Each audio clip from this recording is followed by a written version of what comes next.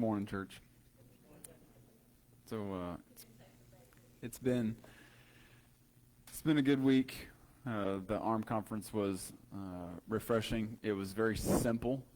Sometimes I go to the conference and expect to have some download of amazing information that I never ever thought about before, and changes my life forever. But this weekend it was just kind of like, yep, do what you know is right and keep doing it. But it was with great people who have been doing this for a long time. And that's probably more motivating to me than anything. The words are we're all trying to speak what the word says, but the fact that people have been doing this for a long time is very encouraging, because it has results, and you can see the results. You can see how other people live their lives, and you can see the results that it has, and you can pick which way do I want my life to end. which way do I want to do this? Just like we said, it's also fitting that Debbie talked about. Making sure that you do things and present yourself in the right way. Mark Pfeiffer was at the conference, and he mentioned, this is how I'm starting this off.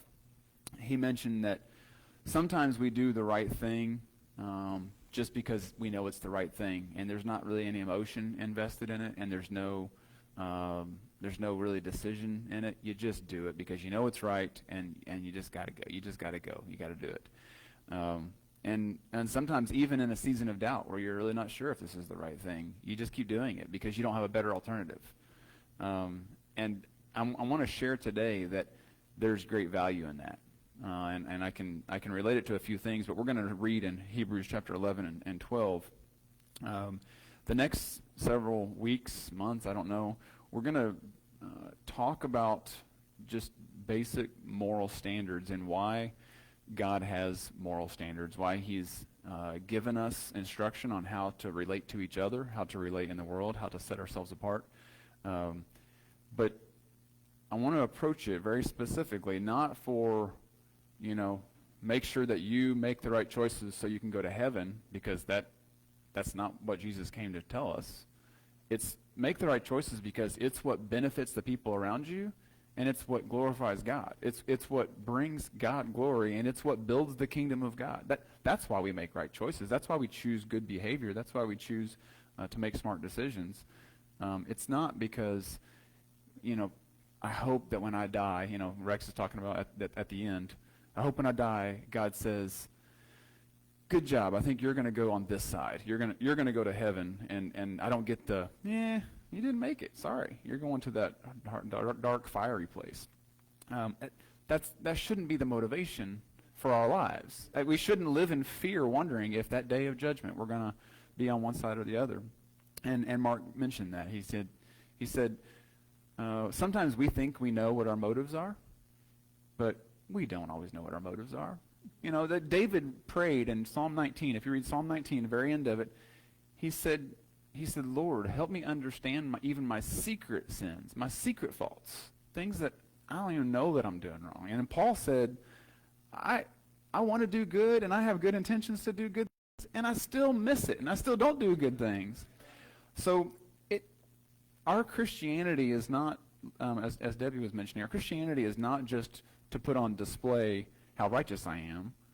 It's really to put on display how righteous Jesus is, and then we let our lives be changed in a humble way so that we can have good benefits and good results. And you can't even say that everybody ends well, because there were people that burned at the stake, and there were people who were fed to lions, and there were people who pay the price today in other countries because they believe in Jesus. So it's not just all happy endings all the time. Now, they ended very well on the other end of that, because the Bible talks about those rewards that you see that are later. But let's dig into this.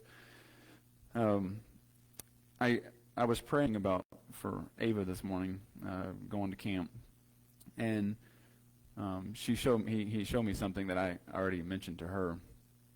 But I will take it a little further than that. That similar to what Debbie said, there are people around us make right decisions pretty often, but some people make right decisions just because it benefits them, and you can't always evaluate motives. It doesn't really matter. I mean, people do what they do, right? But some people make decisions because it glorifies God, or there's a higher purpose for why they make decisions. You know, sometimes when you do something for your mother, it's not because you have to do something for your mother. You do it because you love her and you just want her to feel loved or whatever, you know. So whether it's 90% of the time having it right, or 50% of the time having it right, or 25% of the time having it right, we all go through life and we make our choices, and we learn our habits and our behaviors, and pray to God that our motives are correct. In Hebrews 11:6, we know that without faith it is impossible to please him. For the one who comes to God must believe that he exists, and that he proves to be one who rewards those who seek him. Now, you take this in the context of the gospel.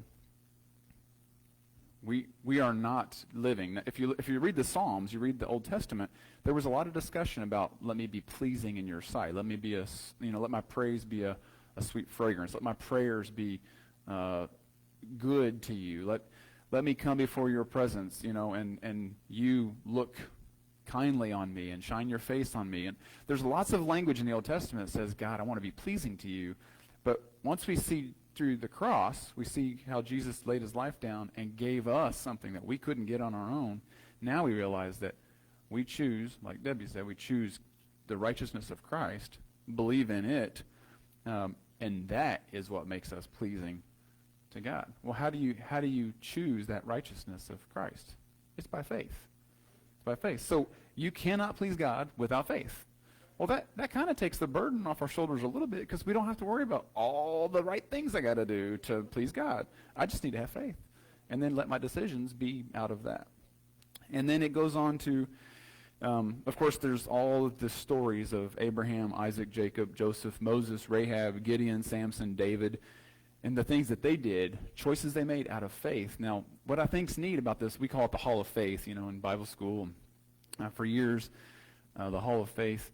What's neat about this is you've got these people that live lives of 60 years, 100 years, 200 years almost, and you're telling a story that takes up about this much space in a Bible about their whole life. One thing that they did, one choice that they made. But that's really the way it is. We live by faith, and we don't have any idea what choices we make have an impact down the road. Somebody saw it. Somebody was benefited by it. Our children or grandchildren or great-grandchildren are affected by it. Whatever the thing is, we don't know. We just do what we believe is right by faith. So if we keep reading in chapter 12, just following on, because when the Bible was written, when Paul was writing, when other writers are writing the Bible, they didn't put chapter 1, 2, 3, 4, 5, 6, 7. They just wrote, right? So if we just keep reading in chapter 12, there's not really a separation in the way that he was communicating here. I'm going to bounce between the New American Standard and the Message just briefly. Chapter 1 in the New American Standard says, "Therefore, since we also have such a great cloud of witnesses surrounding us," and this is talking about Abraham, Isaac, Jacob, Joseph, Moses, Rahab, Gideon, Samson, David, and all the others that came before us, "let's rid ourselves of every obstacle and the sin which so easily entangles us, and let's run with endurance the race that is set before us." Now I'm going to jump over to the Message. "Keep your eyes on Jesus, who both began and finished this race we're in. Study how he did it, because he never lost sight of where he was headed. That exhilarating finish in and with God, he could put up with anything along the way. The cross, shame, whatever. And he's now he's there, in the place of honor, right alongside God. When you find yourselves flagging in your faith, go over that story again, item by item. That long litany of hostility he plowed through, that will shoot adrenaline into your souls." And then I'm going to keep reading in verse 4 back in the New American Standard, because we're familiar with this language. "Discipline comes from love. There are different kinds of meanings of discipline." I'm jumping back to my notes instead of the text. Discipline does come from love, but what the Bible says, "You have not yet resisted to the point of shedding blood in your striving against sin." All right, so none of us are paying a really high price for struggling with sin, right? Let's keep it real with what our fathers before us and mothers and sisters have gone before us. And you have forgotten the exhortation which is addressed to you as sons. My son, do not regard lightly the discipline of the Lord, nor faint when you are reproved by him. For those whom the Lord loves, he disciplines, and he scourges every son whom he receives. It is for the discipline that you endure. God deals with you as with his sons, or as with sons. For what son is there whom his father does not discipline? But if you are without the discipline of which all have become partakers, then you are illegitimate children and not sons. Furthermore, we had earthly fathers to discipline us, and we respected them. Shall we not much rather be subject to the Father of spirits and live? For they disciplined us for a short time as seemed best to them. But he disciplines us for our good, so that we may share his holiness. All discipline for the moment seems not to be joyful, but sorrowful. Yet to those who have been trained by it, afterwards it yields the peaceable fruit of righteousness. Now, this word discipline has multiple meanings, and of course the meanings have changed and evolved over the years. But when you think of discipline, usually two things come to mind. One is, spanking a kid on the butt, because that's how you teach them. Or one could also be the discipline in school, where you learn astronomy or learn how to write certain things, composition of literature, whatever. You read things, you learn how certain authors wrote and why they were unique. Whatever it is you learn, a discipline refers to a way you're taught. We also, similarly, I guess a third meaning, we think about making a commitment to be disciplined and not do certain things when you could, because discipline means restraint, right? But all of those meanings are referring to controlled behavior resulting from training.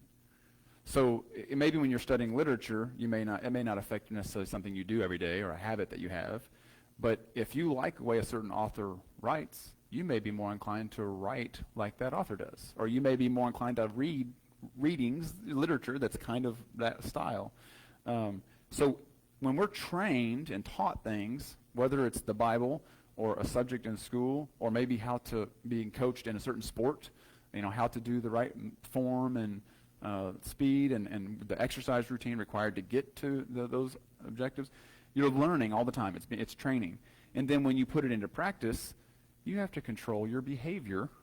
You have to modify your behavior in order to be successful in that teaching and actually produce the fruit of that teaching, that coaching. Judy has shared with us many times over the years about the decision to come to church on Sunday morning or Wednesday night.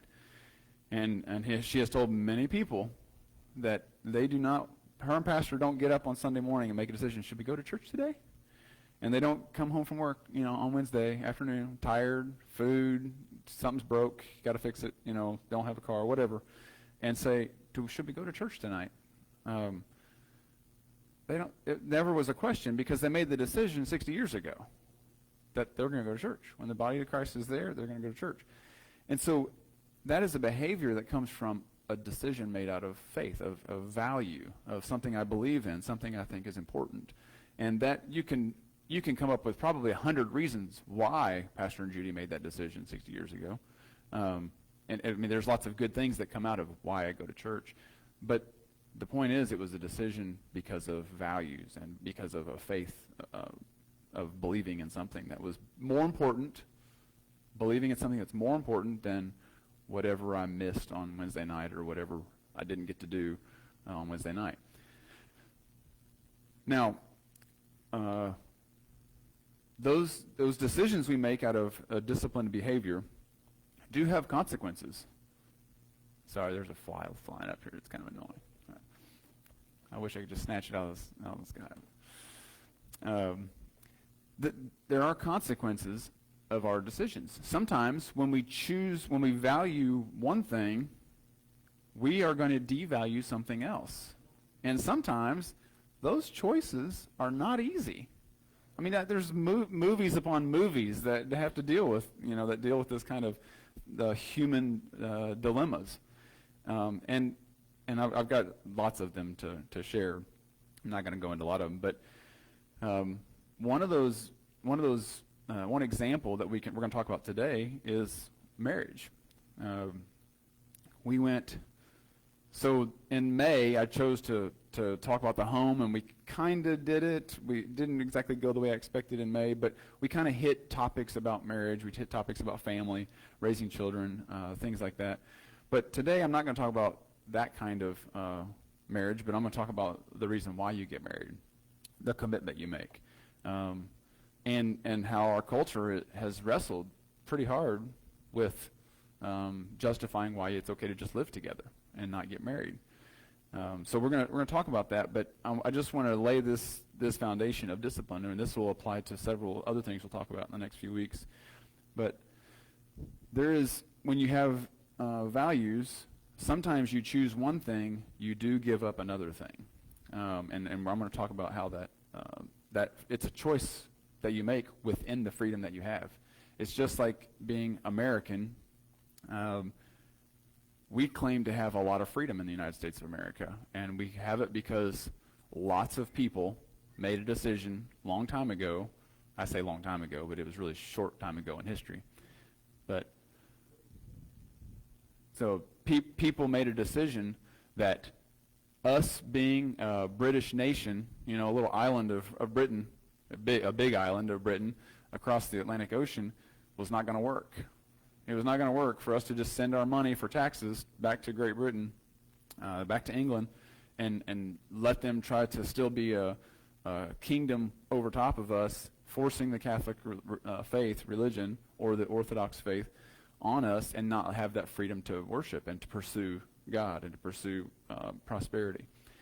So that was not an easy war. The American Revolution, if you just think about it sometimes, you think about what it meant for people that were just colonists, just average people, working with leather, working with, iron, building boats, keeping books, all the things that people did in the colonies, deciding that we are going to stand up to this gigantic uniformed army that has infinite soldiers that come across on boats, and we're going to tell them, no, you can't be our boss anymore. That was a big deal. That was a big deal. But it was because of freedom. It was because we want to have a freedom in this country, in this colony or group of colonies. We want to have a freedom where we can worship, and we can pursue businesses, and our families can rest in peace, and we can have land and all these things. And that freedom was intended to allow more choices. All right. So one of the things, and I'll mention it here.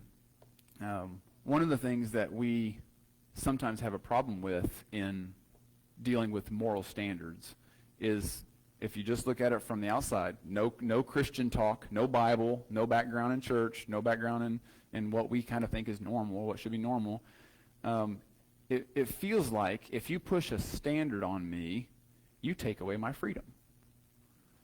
And so it's not so much about happiness. I mean, we're going to talk at some point. We're going to talk about the challenge with identifying gender, the transgender thing, which is it's frustrating to some of us in our different lines of work and all the things we do.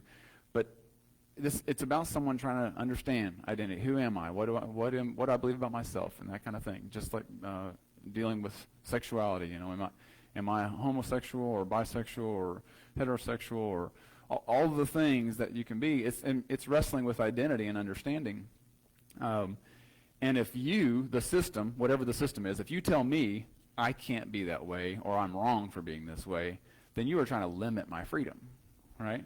Well, we know Jesus died to give us freedom.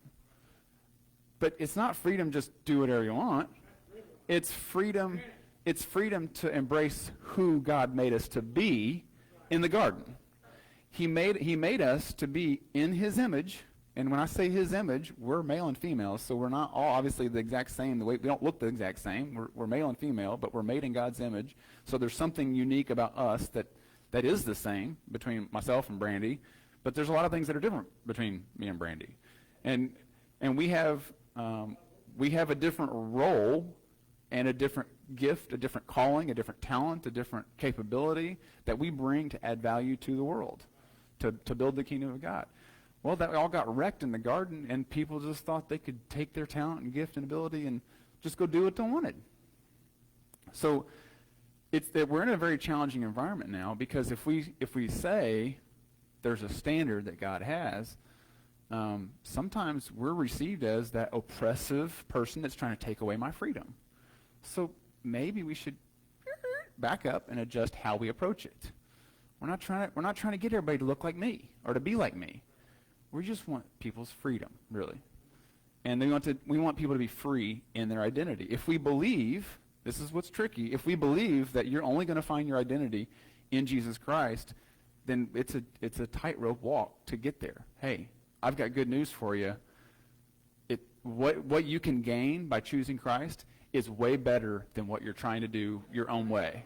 And we can probably frame it in a way that's not so attacking, that's not so offensive, that's not so come and be like all of us because we've all got it right and you've got it wrong. I mean, that's not helpful. Jennifer and I are in our 40s, and there's things that we don't think our parents did right, and we do them differently.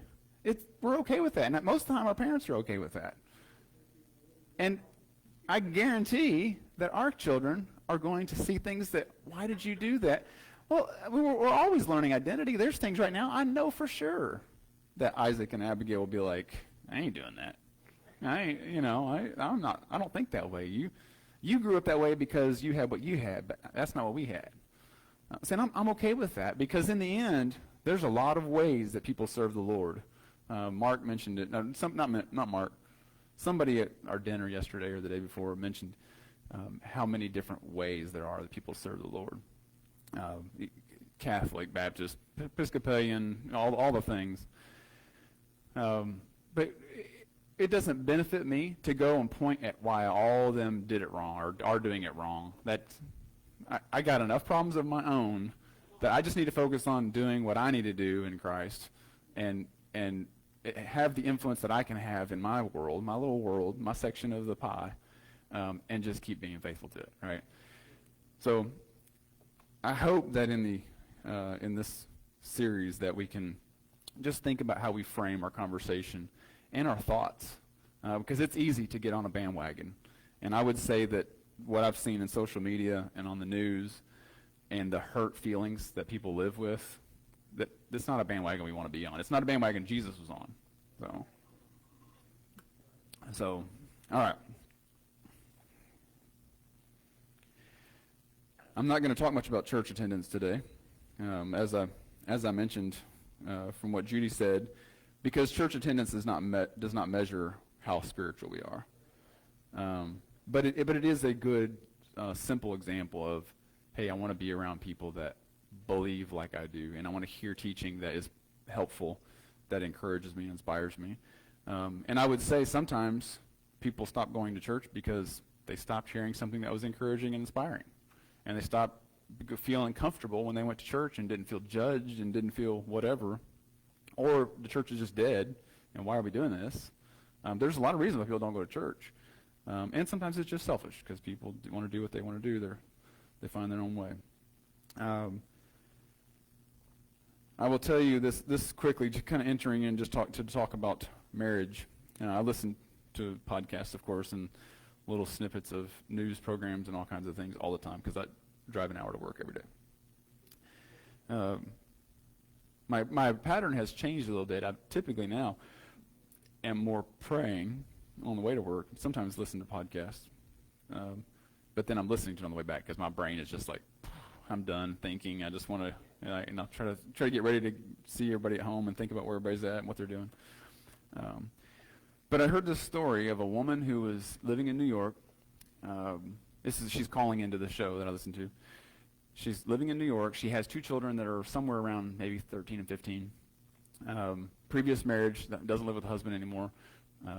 And she started dating a guy several years ago who lives in Chicago. And she's made this long-distance relationship work. Well, they end up having a child together. And I think they got married. They got married. So now she has a 13 and 15-year-old here in New York, and she has a I think at the time she's calling maybe a 4 or 5-year-old. Also in New York, but the dad is in Chicago, and they're trying to make this thing work.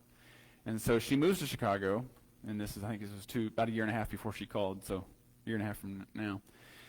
And she calls into the show. She says, "This is not what I expected it to be. We're not doing well, and I feel miserable about my 13 and 15-year-old that are still back in New York," or whatever they are.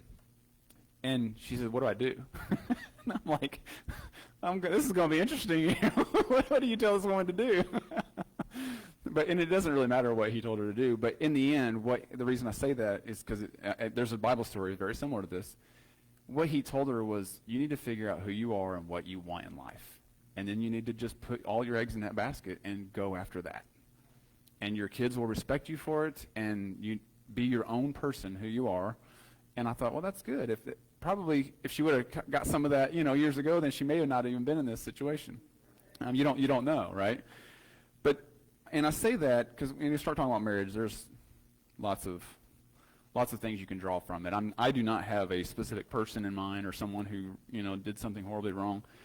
My goal when I share what the Word says and the reasons why we live this way is just to say maybe there's something I can think about in a decision that I make every day that I can maybe alter just to make sure that it is glorifying to God.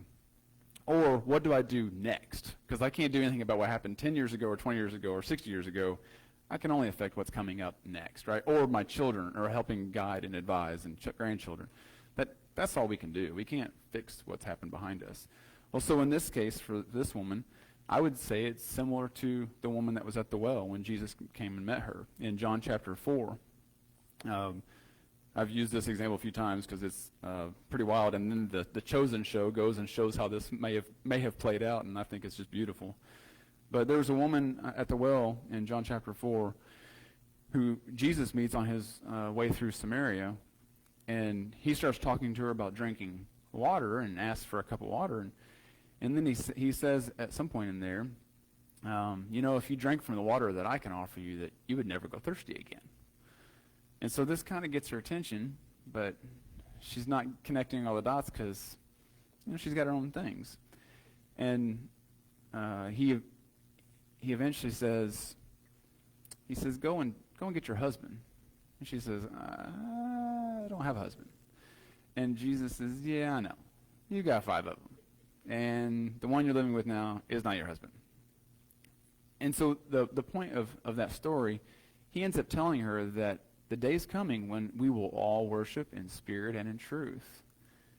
And this woman goes back to the village and tells everyone that she met the Messiah. She met the one that has come to save the world. From that conversation. How did that happen? It's because he saw her, that she had a problem. She was something was going on inside her heart that she needed medicine. She needed a doctor. She needed a healer to say, you are worthy of the God who created you in his image, and all you need to do is just repent and turn to him. And that fixed her problems. The Bible doesn't say what happened to her after that, or if she went back to her first or second or third or fourth husband. The show Chosen says that she realized that she probably should have stuck with the second one. That's how they show it. But the point is, she now saw who she was and what her opportunities were by seeing her Savior, by seeing who God was and how he made her. And then that gives you the freedom for the next thing. We can definitely create some challenging situations in our lives because of not making good choices. One of the things, and I will say this about marriage, in the 90s, there was a book called I Kiss Dating Goodbye by Joshua Harris. And 20 years later, he became a pretty big pastor, Josh Harris did, after, and not just because of that book, but just the life that he lived and denominational perspective that they had, Reformed theology. And in 2016, he quit. He was done. He realized the pain, the trauma that he, and not just him, but other leaders like him and the church at large, trauma that they put people through by demanding that you don't get physically connected, I should say emotionally connected, until you've done whatever, and then when you get married, you exist just for a very non-platonic purpose, and it really tainted what marriage should be. And there was a lot of women that were hurt because they thought they were pursuing this godly advice and godly counsel, but in the end they were suppressing things that God did not intend for you to suppress. And he realized that his teachings and his book, he actually stopped the publishing of his book. He's told the publishing house to stop selling it. He begged them to stop selling it. Because, and this is all stuff he realizes. I don't know all the stories and all the things. But he's questioning the whole thing because of all this. But one of the things that he caused people to think about that I think is very valid was that we have an American culture where you meet somebody, either maybe at a work dinner or at a Christmas and a holiday event, or you go to a bar or you go to church or wherever, the ballpark or wherever it is you go, and you meet people and you're like, hey, I may have an interest in this person. Let's go on a date. Let's go out. And it's common in the United States and in a lot of European nations, and I don't know if it's common other places, but I do know in Europe and the United States it's common. After a few dates, you're kissing, holding hands, and doing things that are physically connected. And then you start thinking about interest. I like to watch NFL, or I like to play billiards or whatever. Yeah, sometimes it doesn't take that long, but I'm being generous. And then you eventually start thinking, okay, how are we going to do money, and do we want children, and are we going to have children, and do these bigger things that are big, strong, big value decisions. Where are we going to live? What kind of careers we're going to pursue? What are we going to go to college, finish college? Are we going to go? Depending on ages, you're asking all these questions. And then after you've considered those things, and maybe it's a season of time, now you start thinking about, are our families going to accept this? Do I need to go to my dad? Do I need to go to your dad? Is mom going to approve? Can we come to the family gatherings if I'm bringing you on my arm? Family's kind of at the end. And then after you consider those things, then you're like, yeah, no, how are we going to do church? Because you're Baptist and I'm Catholic. And I don't know about this. And it creates some challenges, right? Well, one of the things that he pointed out in his teaching was you probably should start with faith first, and then go to family, and then you go to those big value decisions of how our life's going to look, and then you go to the interests of, do you play hockey or basketball, or do you like butterfly chasing or whatever, and then after all those things are aligned, then let's get a little physically intimate. And of course, traditionally, you get married and you consummate the marriage on the night of the wedding. There's a reason why it's like that. But there are some examples in the Bible that show us why this is important. So you all know I'm preaching this to Isaac today. Yep.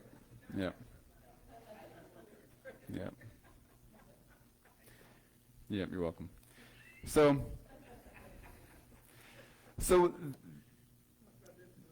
the thing is, and I'm going to look at just a couple examples in the Old Testament of how this started out. But if you choose to look at life like that, you are choosing to give up one thing to have another. All right? You're choosing to delay. It would be really nice to give you a big kiss tonight. It would be really nice to hold your hand, and whatever other things happen, because that feels good, right? And I immediately feel connected to you. God made connection. It's God ordained. He made connection. We're supposed to be connected. But I'm choosing to connect back here, and this thing, and this thing, and this thing, and this thing, in a process of engagement maybe, so that we can connect. And when all that's aligned, then of course it makes that final connection way better, as many of you can relate to. So the definition of freedom in the Oxford Dictionary, I'm sorry, that's not the definition of freedom. That is the definition of discipline. Sorry. The state or quality of being dedicated to a cause, activity, etc. This is commitment. Commitment. A pledge or undertaking, and then one of the last things that the dictionary says about commitment is an engagement or action that restricts freedom of action.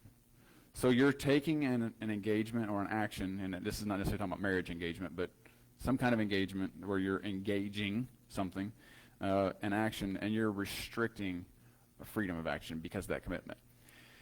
When you make that commitment, and now I have some examples in the culture of how that affects our finances and other things, but when you make that commitment, you are saying, I am giving up my freedom of action over here so that I can be committed to you and you alone. And if one of the challenges in our culture today is that people have already been divorced once or twice. There's a lot of people in the boat where they're like, I don't know if I want to do this again. I don't know if I want to. I don't know if I want to go all in and commit to you when it didn't work out here, it didn't work out here, whatever. And that's real. I can't imagine how to rectify that and understand that.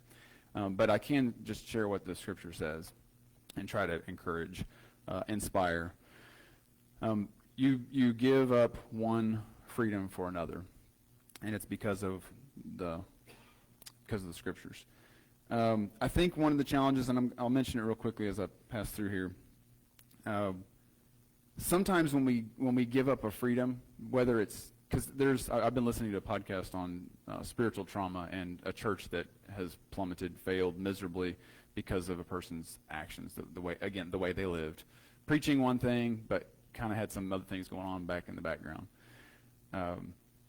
Sometimes when you feel like you're serving, you're making a choice. Let's just say maybe tithing. You're giving your money, $100 a week, whatever you're giving it, and then you start to realize that the church may not be using that money the way that you think that God would use the money. Now it starts to get, I don't know about that. But there's other things that happen. There are ministers that make bad decisions. There are kids that go to camp and bad things happen, and there's horrible things that have happened in the church and still happen today. And so it can cause people to say, I'm not going to give you that freedom. I'm not going to let you have that freedom by telling me what I'm going to do. I'm going to keep that freedom for myself. Because either an oppressive religion, an oppressive government, you feel like in Russia there's oligarchs that kind of pull the puppet strings. You may have an abusive spouse or a close relative that's abusive, or some people that's leading that you don't feel like really cares about the people. Whatever those reasons are, you end up choosing, because of trauma, because of pain, you end up choosing to keep that freedom decision inside yourself. And the challenge with that is that it keeps you from submitting, it keeps you from repenting, it keeps you from embracing fully what Jesus Christ has and what he accomplished, and it can limit you. Even though it feels like I'm holding the freedom for myself, it actually limits your freedom. So I'll mention this just quickly about marriage.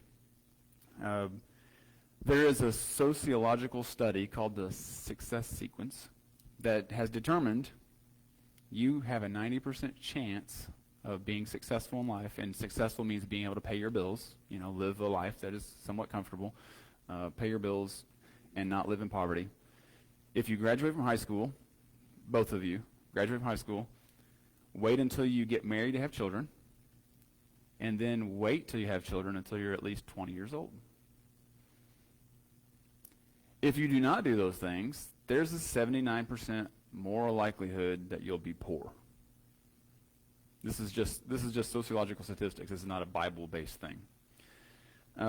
The Houston Chronicle reports that couples who live together before marriage have an 80% greater chance of divorce after they are married than the ones who don't live together. Washington State researcher discovered that women who cohabitate with men are twice as likely to experience domestic violence as married women. National Center for Mental Health revealed that the incidence of depression among cohabitating women is 4 times greater than that among married women, and 2 times greater than depression among unmarried women. So in a survey, that one's not as big of a deal. I'll jump to the money because I like talking about money. There's another study done in Dave Ramsey Solutions Studios, and they got a hold of this study. They didn't perform the study, but they just exploited it a little bit, I would say. If you are engaged for 6 months, you make $50,000 in your household, which is not a lot of money. $50,000 today is not a lot of money. But you make that in your household, You get 4 years of education after high school, especially both of you, and then have in-depth pre-marriage counseling. Your chance of your marriage lasting is like 70%. And then if you still have both of your parents married, your chance of staying married is above 90%. Now, that doesn't really seem that illogical, but the thing that's important, and I go back to, we can't change what decisions have been made in the past. We can't go back to what happened to me, and we are not always responsible for all of the things that have happened to us. Sometimes it's people do dumb things. I know very many of those situations. But if you're thinking about the future, I can do things right now that shape how Abigail and Isaac and Emma and Ava will see the world. So when Jennifer and I get in an argument, and we do argue, when I say things that are disparaging to her, or when she says things that are emotionally charged towards me, we could get frustrated and say, we're done with this. But we can't. I mean, because of this study that I read 20 years ago, it tells me I can't do that. No. We have to work it out, because that's the only way that our children are going to see that you can do this. You can do this. And it does not, for those of you who have been divorced, it does not mean that everyone that comes in your wake is destroyed and ruined because of your choices. That's not what I'm saying. I'm saying there has to be motivation for what do I do next. What's my next thing that I need to do? Because Jennifer can tell you, there's been some horrible conversations we've had that, yeah, believe it or not. So I'll close with this. Chris Hahn is Pastor and Judy's son-in-law. He worked down in Louisville for a while in an office where there were people, in his industry of computer, software, technology, information technology. There's a lot of people from a lot of different countries that work there, right? So he met this one guy, his friends worked with him every day, and he was going home to India to meet his bride. Didn't know her.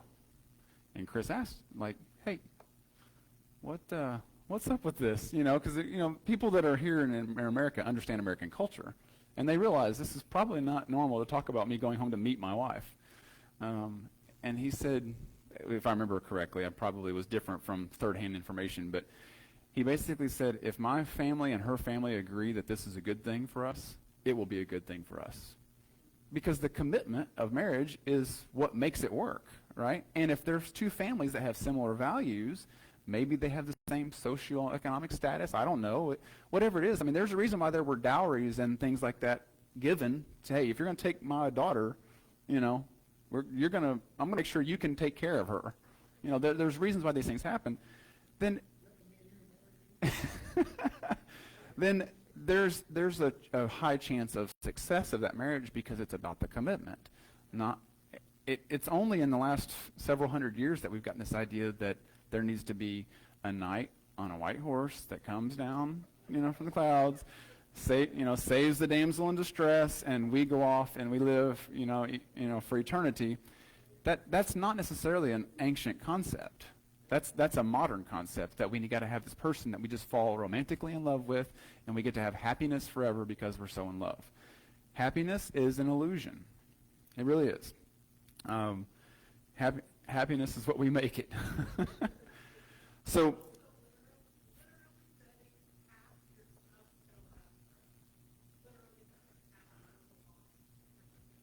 yeah. Yeah. That's right. So when I shared that story, but if you go to Genesis 24, you'll see how Rebekah and Isaac met. Abraham said, hey, my servant, my man. He goes, Isaac cannot take a wife in Canaan. That's not going to work. It is not going to work out well for him. It's not going to work out for the promise that God's given me to have this beautiful children that are going to take over the world. You got to go back to our homeland, back to Haran, and find a wife for Isaac. So he goes and finds Rebekah. Isaac and Rebekah hit it off. They have the two twins, Jacob and Esau. And then Jacob, he's going to go find a wife. And Isaac says, You can't go back to Canaan. You cannot take a wife from Canaan. You need to go to your uncle's house, your mother's brother, and see what he's got. Now this seems a little tough, but it's in the Bible for a reason. That is not prescriptive of how we should find our spouse. That's not at all it. But I think what's important is Abraham and Isaac recognize that is not going to be good for you. I know it.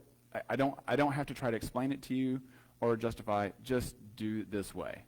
And so he goes and he finds this woman named Rachel. And the Bible says he kissed her on the first day. As soon as he met her, he kissed her. Yeah. And when he went to talk to Laban, Rachel's mother, she was a very beautiful woman, the Bible says. He said, goes, how about 7 years of service? I think that sounds about right for you to take this woman of mine. And Jacob's like, sure, because Isaac sent me here. I'm not going back to my dad's house. So I'm ready. I'll serve. I'll do whatever. We'll tend the goats. But that woman is hot, and I want to be with her. And so he gets married, and he gets ready for the wedding on the wedding day 7 years later after a lot of hard work, and Laban sends in Leah, the daughter of his that is the older daughter.